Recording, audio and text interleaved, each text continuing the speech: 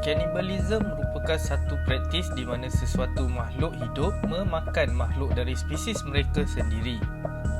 Kedengaran jijik, namun praktis ini bukanlah sesuatu yang baru.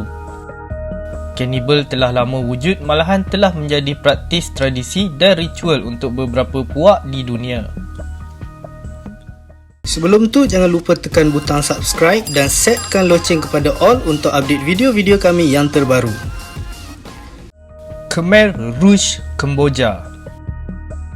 Khmer Rouge adalah gelaran kepada parti komunis di Kampuchea yang aktif pada tahun 1960-an hingga 90-an. Wujud bagi menentang kerajaan Vietnam dan komuniti Muslim pada waktu itu, mereka biasanya akan menyerang sesebuah kawasan dan menangkap sesiapa saja dan dijadikan tahanan. Lebih jijik, ada antara tahanan yang dimakan hidup-hidup atau dimasak. Kumpulan ini dikatakan telah dibubar, namun masih ada beberapa ahli kumpulan yang masih aktif dan mengamalkan cannibalism. Puak New Guinea. Puak yang terdapat di Kepulauan New Guinea ini mengamalkan cannibalism sebagai ritual hukuman kepada ahli puak yang masih mengamalkan cannibalism.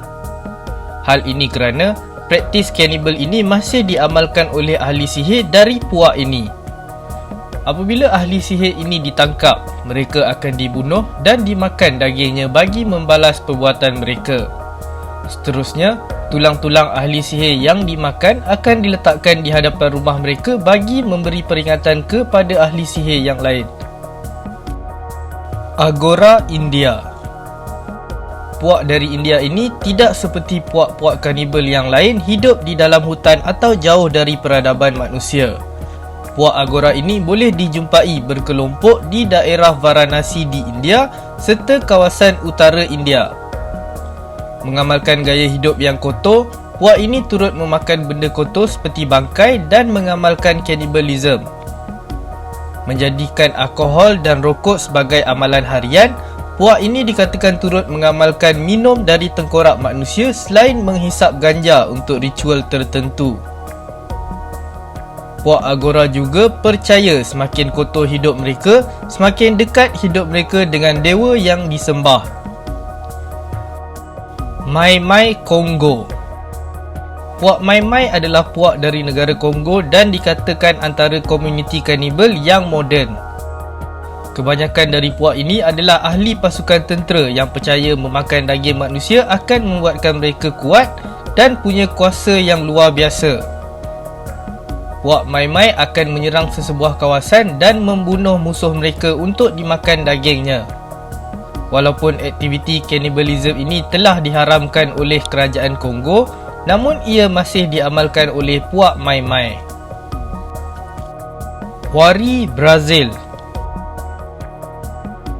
Puak Wari tinggal di kawasan pedalaman Brazil serta jauh dari masyarakat luar.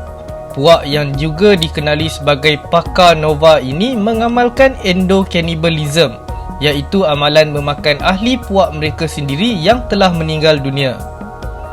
Ritual ini dianggap suci dan dapat membuatkan si mati yang dimakan akan berada di sekeliling dan dekat dengan mereka. Namun, kini amalan ini tidak dipraktiskan. Si mati akan dikuburkan selepas 3 hari meninggal dunia. Cannibalism bukanlah suatu praktis yang baik. Namun di zaman moden ini, ada antara pelaku cannibal ini melakukannya kerana terpaksa dan ada juga yang mengalami pengaruh gangguan mental.